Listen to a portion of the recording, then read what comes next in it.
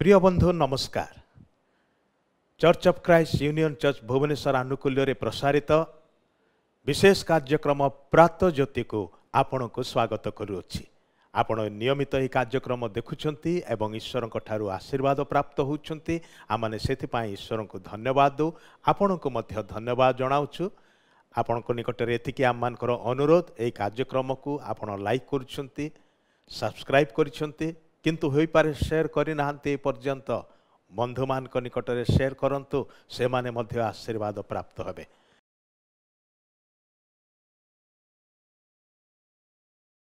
तेबे आमने यही कार्यक्रम रे आगु को बढ़िबा।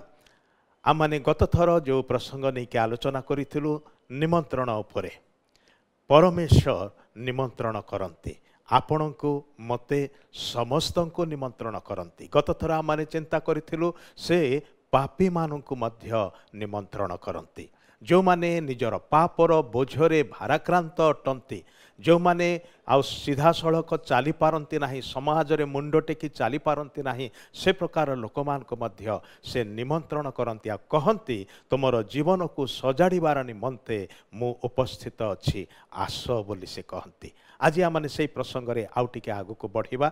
ईश्वरंकर वाक्य रे लेखा अछि महर्षि जिसायकर पुस्तक रे तार 55 अध्यायर प्रथम केतोटी पदरे आमु ताहा पढ़िबा पई चाहूची। सेठारे ईश्वर कौन कहते कि प्रकार लोकमान को से निमंत्रण करती।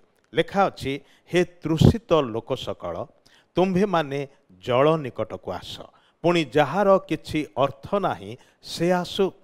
तुम्भे माने आस किण ओ भोजन कर, तुम्भे माने आस किण ओ भोजन कर। हाँ आस, अर्थ ओ मूल्य बिना द्राक्षारस ओ दुग्ध किण।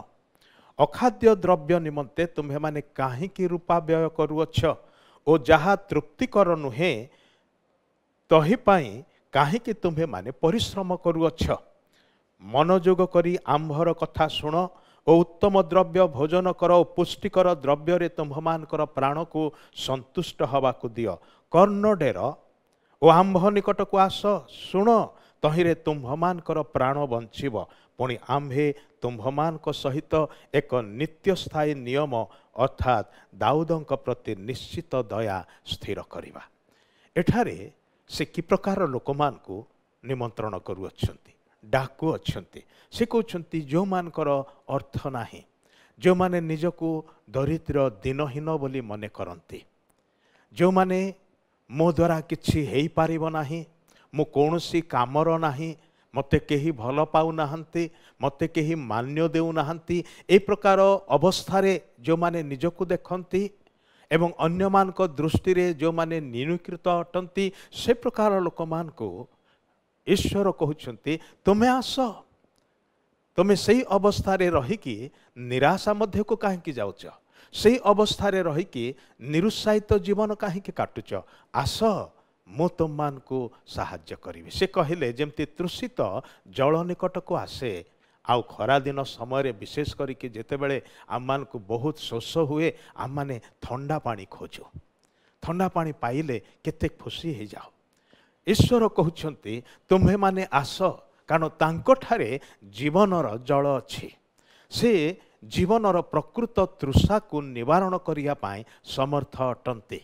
जो ईश्वर जल को सृष्टि कले, जो ईश्वर आम मान को सृष्टि कले, आम पाई से जल को सृष्टि कले, से ईश्वर कहते ये तो प्राकृतिक जल प्राकृतिक तृषा को निवारण करिवो, किंतु तुम भितरे एक आत्मिक तृषा अछि।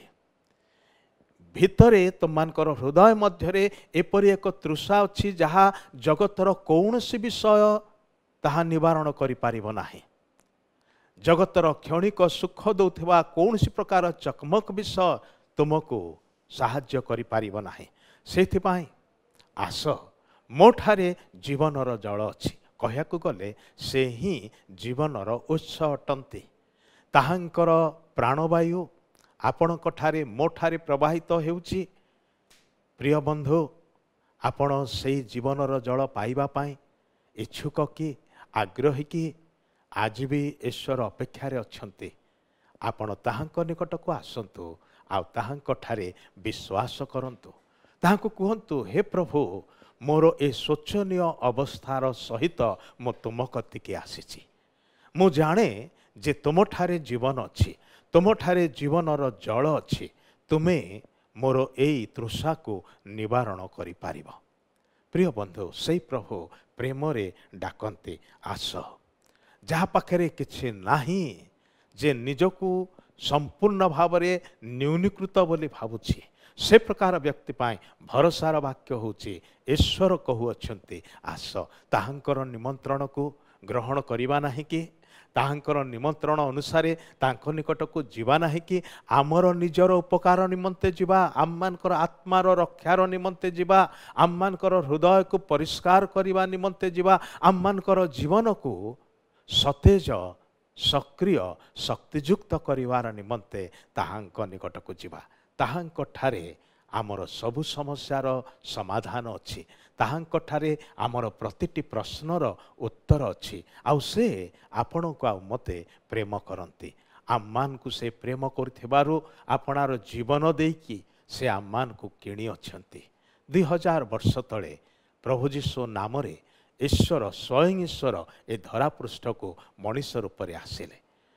ପାପୀ ମନୁଷ୍ୟମାନଙ୍କର ନିମନ୍ତେ ନିଜର ଜୀବନକୁ ବଳି ସ୍ୱରୂପ ଉତ୍ସର୍ଗ କଲେ, ଯେପରିକି ତାହାଙ୍କର ବଳିଦାନରେ ଆମ ସମସ୍ତଙ୍କର ପାପ କ୍ଷମା ହେବ, ଆମମାନେ ମୁକ୍ତି ପାଇବା, ଉଦ୍ଧାର ପାଇବା, ରକ୍ଷା ପାଇବା ଏବଂ ଜୀବିତ ଈଶ୍ୱରଙ୍କର ସନ୍ତାନ ସନ୍ତତି ହୋଇପାରିବା। ସେହି ଉଦ୍ଦେଶ୍ୟରେ ହିଁ ଈଶ୍ୱର ମନୁଷ୍ୟ ହୋଇକି ଜଗତକୁ ଆସିଲେ। ସେ ମୃତ୍ୟୁବରଣ କଲେ, କିନ୍ତୁ ପୁନରୁତ୍ଥାନ କରିକି ଉଠିଲେ। ସେ ଆଜି ବି ଜୀବିତ ଅଛନ୍ତି। ଆଉ ସେ କୁହନ୍ତି, ଯେ ତୃଷିତ, ସେ ମୋ ନିକଟକୁ ଆସ, ମୋଠାରେ ଜୀବନର ଜଳ ଅଛି, ଆଉ ମୁଁ ତୁମକୁ ତାହା ବିନା ମୂଲ୍ୟରେ ପାନ କରିବାକୁ ଦେବି।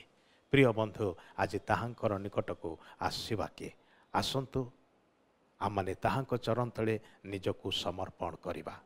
ପ୍ରିୟ ପ୍ରଭୁ, ଆମେ ତୁମର ଶରଣାଗତ ହେଉଛୁ। ଆମମାନେ ଜାଣୁ ତୁମଠାରେ ହିଁ ଜୀବନ ଅଛି, ଆଉ ତୁମଠାରେ ହିଁ ସେ ଜୀବନ୍ତ ସ୍ରୋତ ଅଛି।